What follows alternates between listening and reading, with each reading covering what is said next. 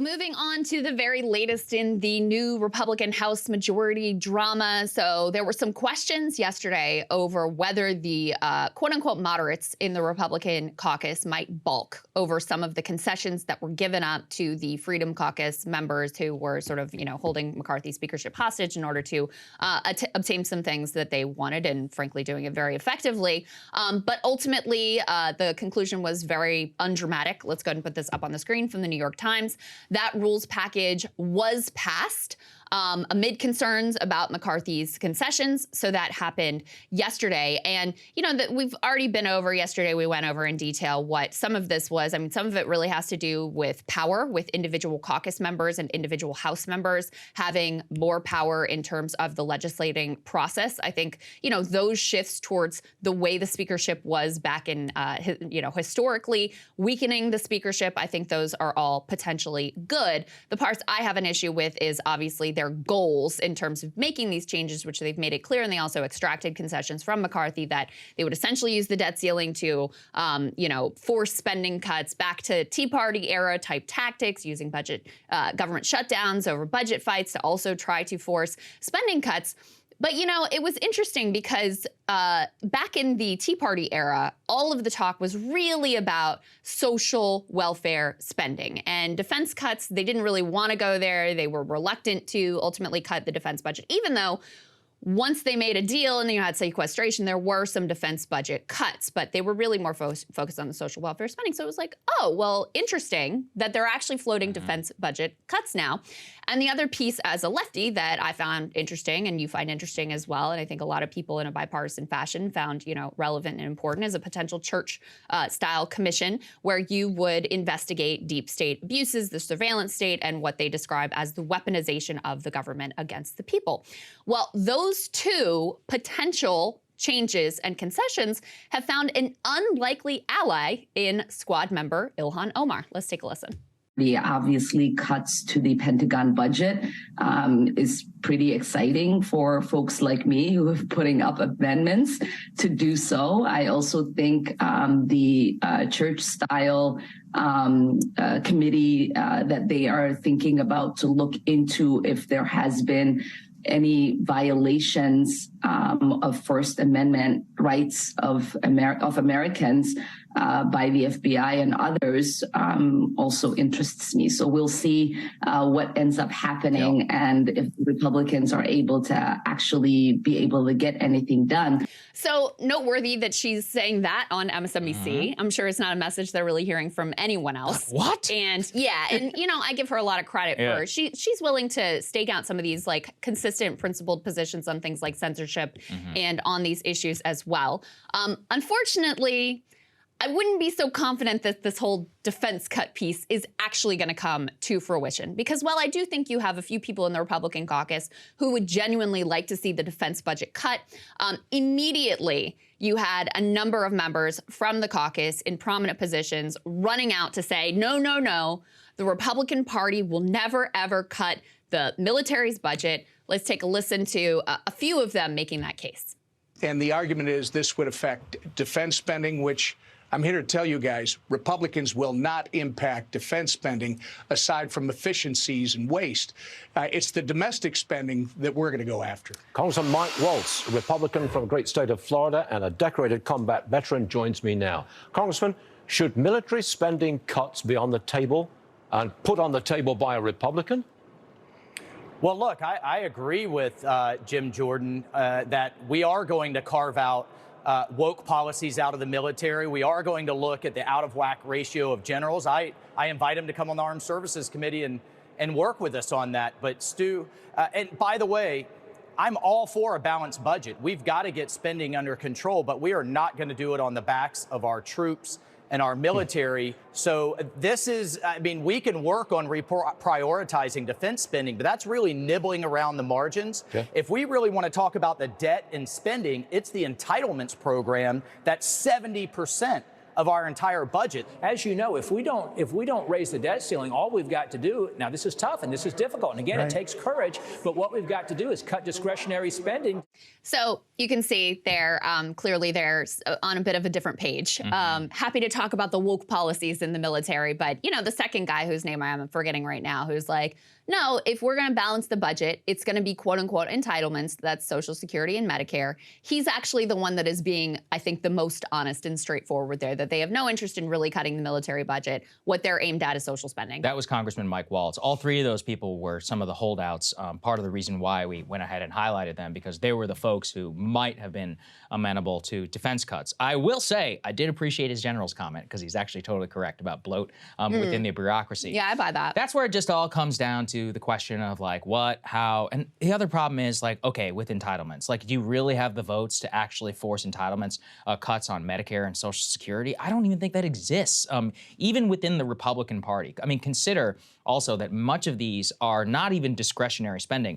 Having been through so many of these shutdown fights, you and I know this, Krystal, which is that discretionary spending, really the only places you can cut are social spending. I mean, that's pretty much it, because the vast majority of the federal budget is of federal spending is both the military and these mandatory entitlement programs, which can only be really changed by an act of Congress, which is far outside the realm of the normal budgeting process. The normal budgeting process is a genuine pittance outside of the defense spending. So if you're serious about reining it in, and look, I mean, even with defense, I care a lot about strong national defense. A point I've always tried to make here is that there is tremendous amount of bloat and ripoff happening within the defense budget. Like if you actually care about keeping safe, one of the segments we did on our holiday is that the Pentagon literally failed its own audit for what, like the fourth time or whatever since 2017. I remember that I believe HR accounts for approximately $100 billion of the entire Pentagon budget. And it's not just that they fail the audit. The percentage of their budget that they can't even account for is like 60%. The number is completely absurd. And yeah, Congress passed this rule that every federal agency has to go through an audit, which seems like a reasonable idea, great idea.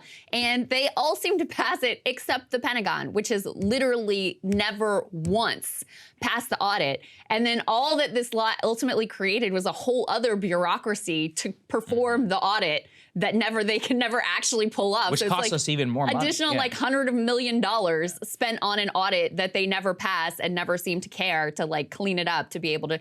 In any case, the whole point is there is a lot you could do if you were actually serious about cutting defense spending.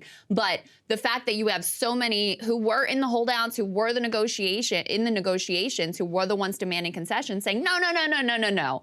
We only care about the entitlements. We have no interest in the defense spending, tells you everything you need to know about the likelihood that defense spending cuts are actually going to pass. Maybe the most noteworthy one here is from Congressman Chip Roy, who was probably the most significant of the holdouts in terms of actually coming to a deal. He was the one that McCarthy was negotiating with, I think, the most. And he was the one ultimately who brought along something like 14 of his colleagues and among the holdouts that really sort of got them at the doorstep and forced the others to ultimately concede. Let's go ahead and put his thread up on the screen about this. So this is from this is, I guess, his office. Yes. So they say Representative Roy and his colleagues secured a commitment from Speaker McCarthy to enact the biggest discretionary spending cut ever in FY 2024. And like clockwork, big spending neocons and the military-industrial complex have claimed this means cutting defense spending, in all caps. That is a lie. Representative Roy and his colleagues negotiated an agreement that would reduce FY 2024 spending to the overall discretionary spending levels we saw in 2022. For context, that's the same spending levels we saw about 10 days ago. But it would ultimately mean cutting 2023 spending levels by over $130 billion down to $1.47 trillion next fiscal year. And during negotiations, cuts to defense were, again in all caps, never discussed. In fact, there was broad agreement. Spending cuts should focus on non-defense discretionary spending. This means cutting funding for the woke and weaponized bureaucrats that receive massive increases under the $1.7 trillion omnibus. And then in parentheses, this is not Social Security and Medicare. I think that part is rather dishonest, frankly, just because of the way that the numbers work out. If you are really going to balance the budget in 10 years and do the things that they claim they want to do, there is no way that you do that without touching Social Security Security and Medicare, which is a dramatically unpopular approach to take and thing to do. Yeah, I mean, that's one of the points where they try to have it both ways. You can't rule out defense and entitlements. Like, literally, one of them has to give. And one of them is we're about to talk about this in the midterm polling, but one of the top reasons that people even voted Democrat in the midterm elections. Also, I mean, good luck in a system where really only old people are the ones who are the most reliable to vote. It's just not going to happen. So yeah. at that point, now you're talking about what, like the National Park Service budget? Okay, you know, that's maybe one day of operation in the Pentagon, literally, like, yeah. I think less than one day of what the war in Afghanistan used to cost.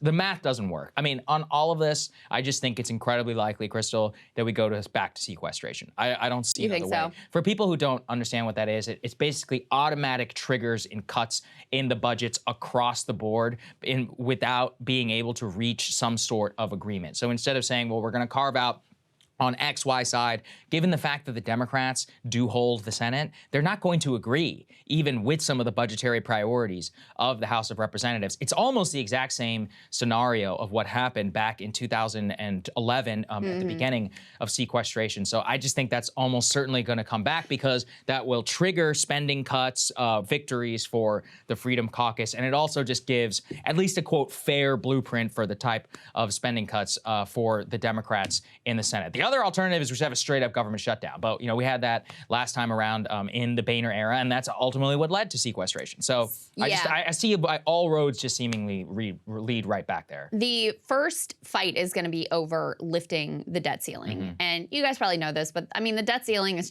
this sort of like arbitrary thing. It doesn't authorize more spending. It just says like, okay, you can spend the things that you've already appropriated. So it really should be eliminated altogether, because all it's used for at this point is these sort of like hostage-taking tactics.